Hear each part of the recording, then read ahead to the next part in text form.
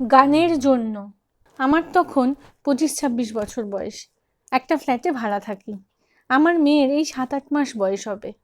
মেয়েটা আমার ছোটবেলা থেকেই বেশ শহুরে হালচাল রপ্ত করেছিল। দেখে আমি অবাকই হতাম। যেমন ধরুন, সারা রাত্রির জেগে থাকা, একদম কম কম খাওয়া দাওয়া করা, সারাদিন সংসারের নানা রকম কাজ করে রাত্রে যেই চোখ লেগে আসতো তখন শুরু হতো মেয়ের খেলা। ঘুমায় কার সাধ্যি। মেয়ের বাবা কিছুটা সঙ্গ দিয়ে ঘুমোতে চলে যেত। পরের দিন তাকে সকালে অফিসে যেতে হবে। আমি গৃহবধূ।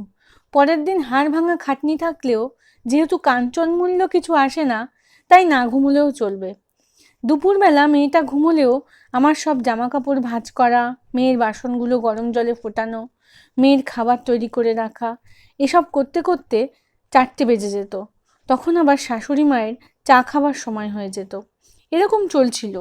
একদিন দুপুরবেলা ভয়ঙ্কর বাজনার আওয়াজ শুরু হলো, আর তার সঙ্গে বেসুরো গান। তখন এই 12টা-1টা বাজে। মেয়েটা সে সময় খেয়ে দিয়ে ঘুমিয়ে পড়তো। হঠাৎ এরকম আওয়াজে কেঁদে উঠল। আমার শাশুড়ি মা শুয়ে সিরিয়াল দেখছিলেন। তিনিও দৌড়ে এলেন। মেয়েকে অনেক করে শান্ত করলাম। শাশুড়ি মা বললেন, দাঁড়াও দেখছি, বলে একটু পাশের ফ্ল্যাটে গেলেন।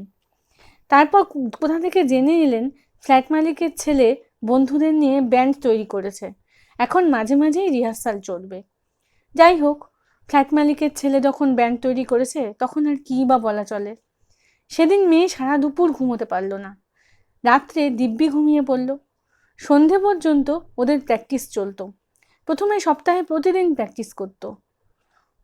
ফ্ল্যাট মালিকের ছেলেকে পেছনে কত বাজে কথা বলতো সবাই, কিন্তু আমি এত খুশি হয়েছিলাম, সব সময় মনে মনে ওদের আশীর্বাদ করতাম।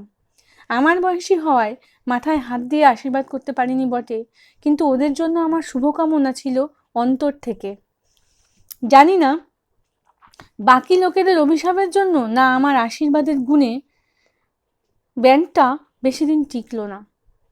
তখন সত্যি খুব দুঃখ পেয়েছিলাম, আর ভগবানকে বলেছিলাম ভালো জিনিস বেশি দিন টেকে না।